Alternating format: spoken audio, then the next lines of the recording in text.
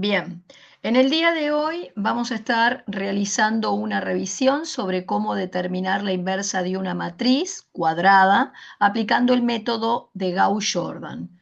Vamos primero a recordar que va a ser una condición necesaria para que una matriz tenga inversa que sea cuadrada. El hecho de no ser cuadrada ya me asegura que esa inversa no va a existir, pero no va a ser una condición suficiente. Eso quiere decir que podrán haber algunas matrices cuadradas que no tengan inversa. Después iremos viendo una técnica como para determinar de antemano, antes de empezar a buscar esa inversa, si podemos determinar si existe o no. Bueno, muy bien, vamos directamente a ponernos un ejemplo a modo de ver cómo determinar la inversa de una matriz cuadrada. Vamos a empezar por una matriz pequeña de 2 por 2 y voy a determinar su inversa aplicando el método de Gauss-Jordan. Bien, vamos a pasar a la otra cámara y vamos a quitar esto, vamos entonces a empezar por proponernos un ejercicio de aplicación. Bien, vamos a considerar la matriz de partida A, que es 2, 1, 5, 3. Y vamos a tratar de determinar su inversa aplicando, si es que existe, el método de Gauss-Jordan. Bueno, había una secuencia de pasos a seguir para determinar la matriz inversa. En primer lugar, arrancamos escribiendo lo que yo llamo la matriz ampliada, que tiene a la izquierda la matriz a la cual queremos determinar su inversa, luego una barra y de este lado la matriz identidad o la matriz unidad, que tiene el mismo tamaño que la matriz A la cual quiero determinar la inversa. ¿Cuál es la secuencia de pasos que debemos de seguir para calcular la inversa? Según Gauss-Jordan, el primer paso es conseguir un 1 en la posición 11. Para conseguir este primer 1, en realidad hay dos caminos. Usar lo que yo llamaba la transformación elemental 1, que consistía en el intercambio de filas, pero esa transformación sería útil si tú tuvieras en la fila 2 un 1 en esta posición, de manera tal que al trocar, al cambiar el orden de las filas, tú consiguieras que quede el 1 acá. En este caso, al tener un 5, iniciando esa fila 2, el trueque, el intercambio de filas, no me sirve porque no me conduce al objetivo de tener un 1 acá.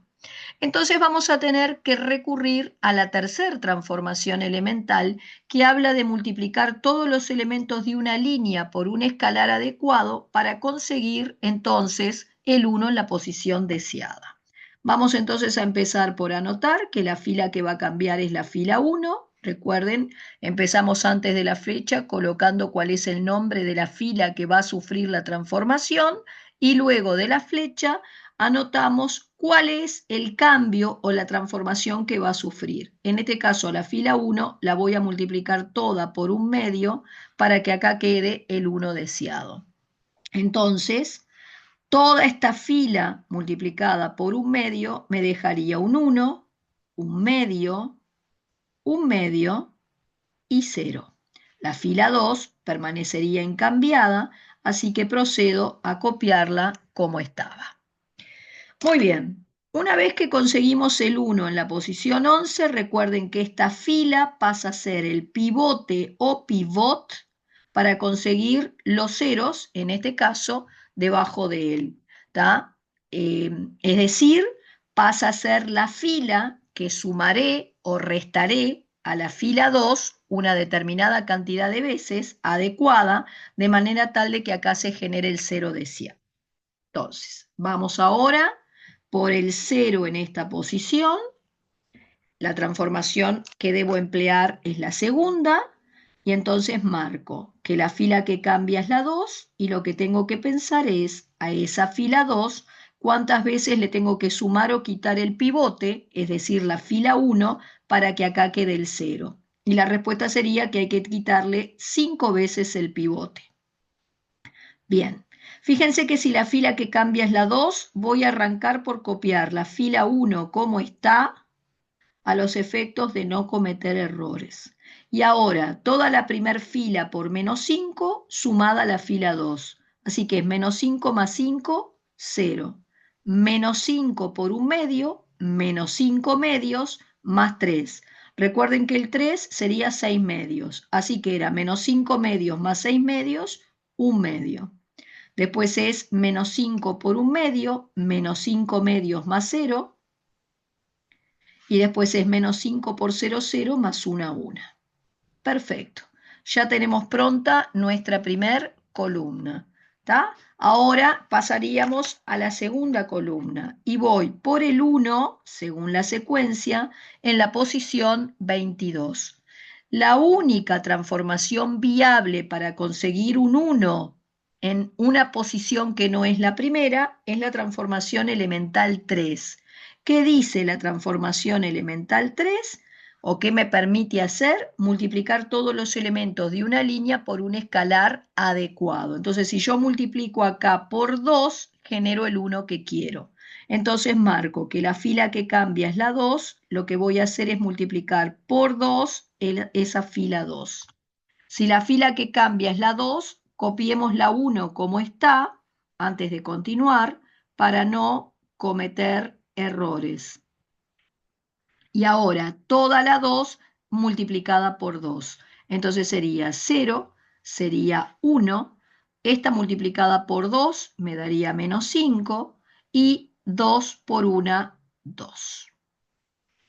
Bien, ahora a continuación que ya conseguí el 1 en la posición deseada, recuerden que esta fila que lo contiene pasa a ser el pivote o pivot para generar el 0 por arriba de él. Es decir, que cuando quiero ahora generar el 0 en esta posición, deberé pensar a esta fila que voy a transformar cuántas veces le sumo o le quito el pivote para que acá me quede el 0 deseado. Entonces, fíjense que la fila que va a cambiar es la 1. Lo que tengo que hacer con la fila 1 es quitarle un medio del pivote, es decir, de la fila 2. Bien, si la fila que va a cambiar es la 1, voy a arrancar copiando la fila 2 como está para no cometer errores. Y entonces, por menos un medio la fila 2 sumada a la fila 1. Menos un medio por 0, 0, más 1, 1. Menos un medio más un medio, 0. Menos un medio por menos 5 son 5 medios, más un medio son 6 medios, que simplificado es 3. Menos un medio por 2 es menos 1, más 0, menos 1.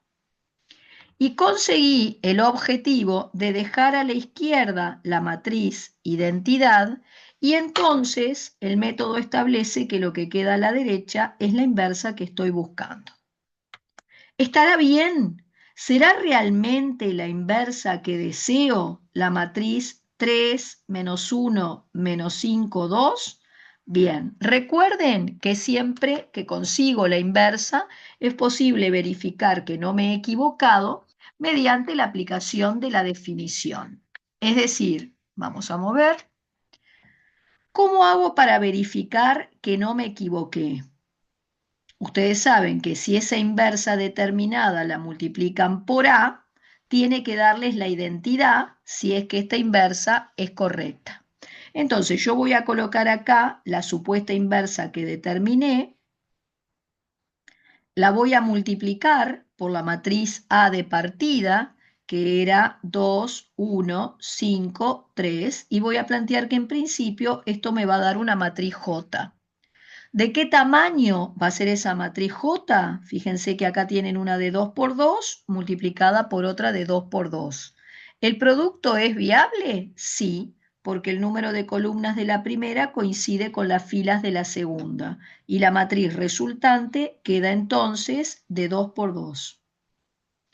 Si esta matriz J que voy a determinar es de 2 por 2, voy a arrancar escribiéndola con letras a determinar. J11, J12, J21 y J22. Y ahora vayamos a ver cómo determino cada una de esas entradas para corroborar si realmente esta matriz J que se obtiene coincide con la identidad que necesito. Bueno, entonces el J11, recuerden, primer subíndice indica la fila que tomo de la primer matriz, segundo subíndice la columna que tomás de la segunda. Así que en este caso tendrías que hacer el 3 por 2 y el menos 1 por 5. El 3 por 2 y el menos 1 por 5. Opero y esto me da 1. Luego el J12, que sería primera fila por segunda columna, así que iría un 3 por 1 menos 1 por 3. Esto sería 3 menos 3, nos daría 0. El J21, que sería segunda fila, primera columna, o sea que sería el menos 5 por 2 más el 2 por 5, lo cual nos daría menos 10 más 10, 0. Y para terminar, el J22, que terminaría siendo segunda fila, segunda columna, o sea, menos 5 por 1 más 2 por 3, lo cual sería menos 5 más 6, y eso me daría 1. Fíjense entonces que esa matriz J obtenida es 1, 0, 0, 1, con lo cual obviamente verifico que es la matriz identidad que debería darme si la inversa estaba bien determinada. Así que quedó demostrado o justificado que esta matriz inversa es realmente la que yo estaba buscando. Muy bien, espero que haya sido entonces claro el planteo del método de Gauss-Jordan.